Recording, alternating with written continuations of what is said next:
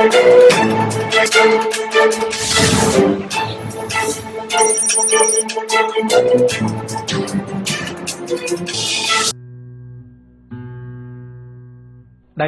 waxay ahayd shaqadeyda. sidaasi waxaa yiri ninkan. barnaamijkan waxaan ugu magac daray qalbi ma leedahay. haddaba waxaan barnaamijkan ku soo qaadanaynaa ninka lagu magacaabi jiray Yuri Alexandrovich Bezmenov oo markii dambe la baxay magaca beenta ah Thomas David si uu isku qariyo. ninkan ayaa hay'adii xagga sirdoonka ee midowgii Soviet KGB u qaabilsanaa arrimaha dacaayadaha, wuxuuna markii dambe ka baxsaday dalkaasi Ruushka isagoo u shaqayn jiray Novosti Press oo ahayd qayb ka mid ahayd KGB-gii midowgii Soviet ama u qaabilsanayd arrimaha warbaahinta. Yuri Bezmenov wuxuu uu galay macad lagu barto luuqadaha, waxaana macadkaasi gacanta ku hayay hay'adii sirdoonka ee KGB. macadkaasina wuxuu ku yeelay dalka Ruushka gudihii. February 1970 Bezmenov wuxuu ka baxsaday midowgii Soviet wuxuuna ka degay waddanka Gariiga isagoo xiriir hoose la sameeyay safaaradii Mareykanka ee Gariiga, waxayna sirdoonkii Mareykanka la yeesheen waraysi aad u xoogan. kadibna wuxuu magangeliyo siyaasadeed ka helay dalka Canada, gaar ahaan ra'iisul wasaarihii dalkaasi Pierre Elliott Trudeau. haddaba yaanan warka idinka badin ku soo dhawaada cashirkii uu bixiyey Yuri Bezmenov oo uu ka bixinayay jaamacad ku taala Mareykanka, waana cashirka loo yaqaan sida loo burburiyo akhlaaqda shucuubaha iyo dawladaha jira. digniin: haddii daawashada barnaamijkan aad xanuun ka dareento, ogow inaad ka fogaato qabiilka iyo qabyaaladda waddanka lagu burburinayo, waana intaas oo keliya daawada saxda ah ee aad ku caafimaadi karto.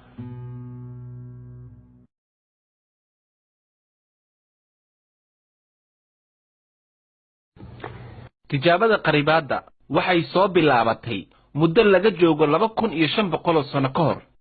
qofkii ugu horeeyay bini'aadama ee dejiyey nidaamka lagu burburiyo dawladaha wuxuu ahaa philosopher Shiinees ah, magaciisuna ahaa Sun Tzu.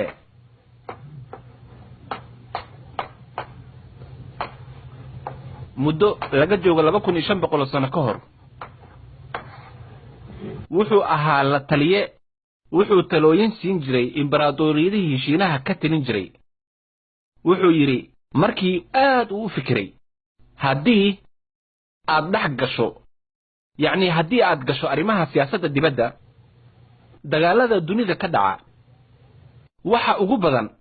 waxa ugu badan dagaalada dunida ka dhaca ee cagsiga ah ama halka dhinac ah iyo kuwa kaleba. waad ogtihiin dagaalku uu ku qotomo siyaasadda dawladda sax. haddii aad doonayso inay guulaysato fulinta siyaasaddaada oo aad adiga dagaalkii bilowdo, waxaad qaaday dariiq ahbalnimo ah. fanka ugu sareeya ee sharciga dagaalka waa in aadan dagaal qaadin gabi ahaanba, laakiin aad qaribtaa wax waliba oo qiimo ka leh waddanka cadowgaaga ah, ilaa laga gaaro waqti aad weeciso aragtida cadowgaaga dhabta ah, heer aad gaarsiiso cadowgaaga inuusan ba arag cadowtinimada adiga iyo nidaamkaaga. u adeegso nidaamkaaga iyo ilbaxnimadaada iyo hamigaaga. fiiri cadowgaaga adigoo u jiheynaya dhan kale. haddii aan loo baahnayn, ugu yaraan waxay noqon howlgal. midabka casaanka ah ayaa ka wanaagsan geerida. taasi waa hadafka ugu dambeeya. nidaamka ugu wanaagsan ee qaribaadda dawladaha waa adigoo cadowgaaga hal rasaas ah ku gamin. waaba haddii qaribaadda lagu guulaysto, waana tan qaribaadda asalkeeda. waa maxay qaribaadda? waxay ka kooban tahay 4 xilli oo isku jaango'an. waxaynu ka bilaabi halkan una socon nidaamkaasi, waana halka ay wax ka bilaabanayaan. nidaamka ugu horeeya qaribaadda waa nidaamka loo garanayo aas-aaska burburinta akhlaaqda dadyowga. macnaha oo qayaxan waa kan: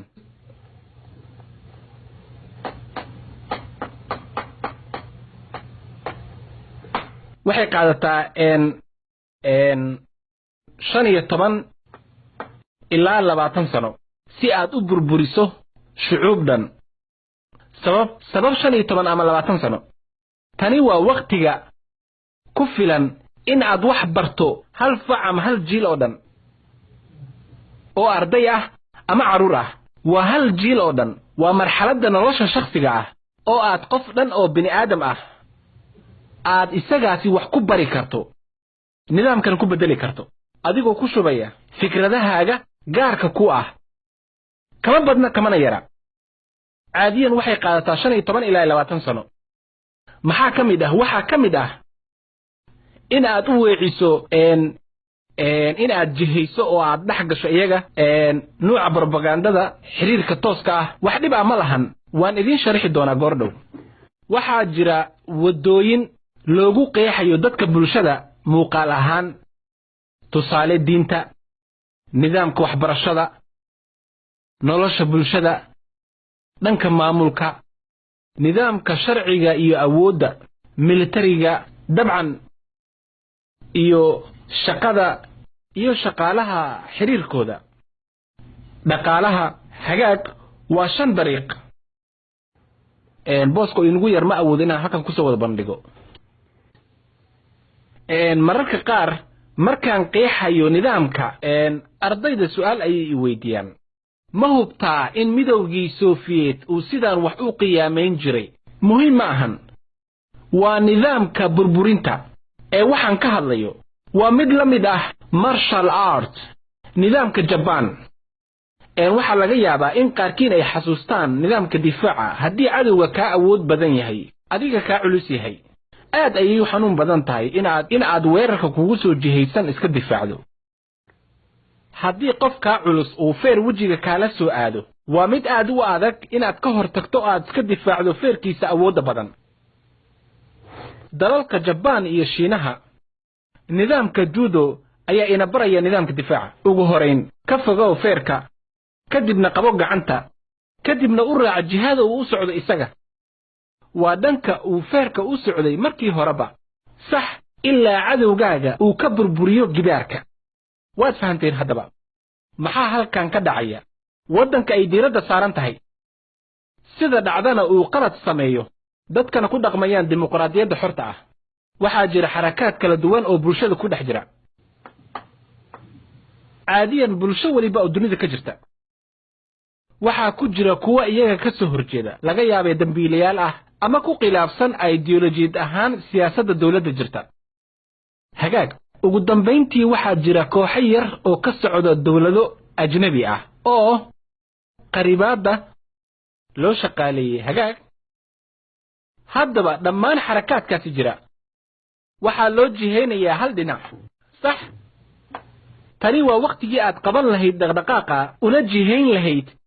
ilaa aad soo jiidato si xoog ah dhammaan bulshada heer dhibaatada burburka ah hagaag taasina waa nidaamka dhabta ah ee martial art ma istaajinayno cadowgeena waan u ogolaan inay socdaan oo ku caawin socodka welibana jihada inaga aan doonayno inaan u qaxino okay haddaba heerarka burburinta akhlaaqda waa mid iska qayaxan midaasi oo ku wajahan shucuubta iyo dalalkaba kuwaasi oo ku kala socda jihooyin kala duwan oo aasaaska akhlaaqda iyo mabaadiida si aad wax ugu qabato xarakaadkaasi iyo sidaad ugu danaysan lahayd waa waajib aas u ah burburinta akhlaaqda shucuubta waxaan haysanaa diinta waxaan haysanaa waxbarashada waxaan kala haysanaa nolosha bulshada nidaamka awoodda dawladda xiriirka shaqaalaha waxaan haysanaa oo kale nidaamka iyo sharciga 1 2 3 4 5 6 okay kuwani waa jihooyinka loo maro burburinta akhlaaqda shucuubaha waa maxay macnaha dhabta ah midda diinta aan eegno burburi ku maadayso ugu bedel kooxa caqiidooyinkooda kala duwan yihiin kuwaasi oo bulshada soo jiidan kara ama kuwa iska dayalsada diinta wax dhib ah ma laha runtii hadiiba iyaga sida hoose ay ogol yihiin caqiidada diinta oo ay si daran ugu dhagan yihiin waa in aad ugu fogeysaa hadafkooda sare ee xagga diinta ah si aad dadka ay ula sii xiriiraan abuuraha sare waka ujeedka sidaas darteed ku bedel ururada diimaha ee ay dadka ogol yihiin ee ixtiraam xagga diinta ah ka leh dadka dhexdii ku bedel ururo been abuur ah oo xagga diinta ah waa inaad ka jeedisaa dadka iimaanka dhabta ah ugu bedel diimo kala duwan aanan jirin waxbarashada ka fogay iyaga inay bartaan wax maskaxdooda kor u qaadi kara oo dhab ah oo muuqda ugu bedel xisaabta fiisikiska afafka qalaad chemistryga bar iyaga taariikhda dagaalada dhexdooda ah cuntooyinka dalka dhaqaalaha guriga iyo sida galmada loo sameeyo wax waliba oo aad u fogeyn kara caqliyadooda hagaag nolosha bulshada ugu bedel waxyaabo aas-aasiga ah ururo iyo hay-ado dhaqan rog ah oo la been abuuray waa inaad ka saartaa gabi ahaanba shacabka ka fogee iyaga mas'uuliyadda middaasi oo keenaysa inay isku xirto shakhsiyaad iyo kooxo kala duwan oo waddaniyiin ah ugu bedel shakhsiyaad aanan jirin oo iyaga dhan siduu doono u xukumi kara bedel nolosha shucuubta iyo xidhiirka ka dhexeeya labada dariska ah waa inaad abuurtaa shaqaale dhanka bulshada ah si xeer ah kuwaasi oo ka amar qaata waa kee ma bulshada maya madax aan la dooran daawade ninkan wuxuu yidhi bureaucracy haddaba macnaha ereygan waa madax dawladda ka mid ah oo aan la dooran ama xafiisyada dawladda ka mid ah oo sharciyadooda iyo maamulkooda uu adag yahay maxaa yeelay maamulkooda uu aad u tiro badan haddaba aan ku sii soconno ujeedka ugu weyne shaqaalaha bulshada loo doonayo ma ahan qoyskaaga ma ahan xiriirka ka dhexeeya bulshada inteeda kale ujeedka ugu weyn waa in dhaqaale laga helaa dawladda okay waa arrin aad ugu fog dabiiciga awoodda maamulka okay sida caadiga ah dhismaha dawladda sida dhaqanka ah waxa wax doorta shacabka oo dhan ama odayaal laga soo xulay bulshada inteeda kale ama dad si aan sharci ahayn iyaga ismagacaabay oo soo muuqda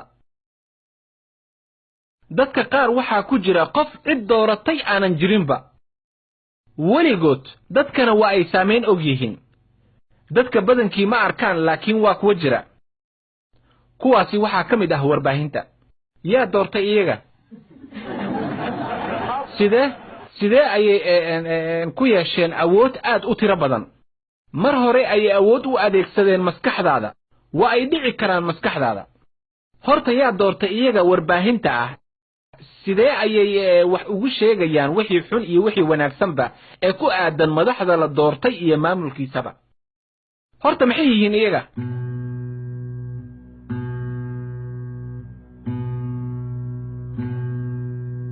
adduunyadu waa taariikh wixii tagay way xustaa waxa dhacana waa ay qortaa waxa dhici doonana waa ay sugtaa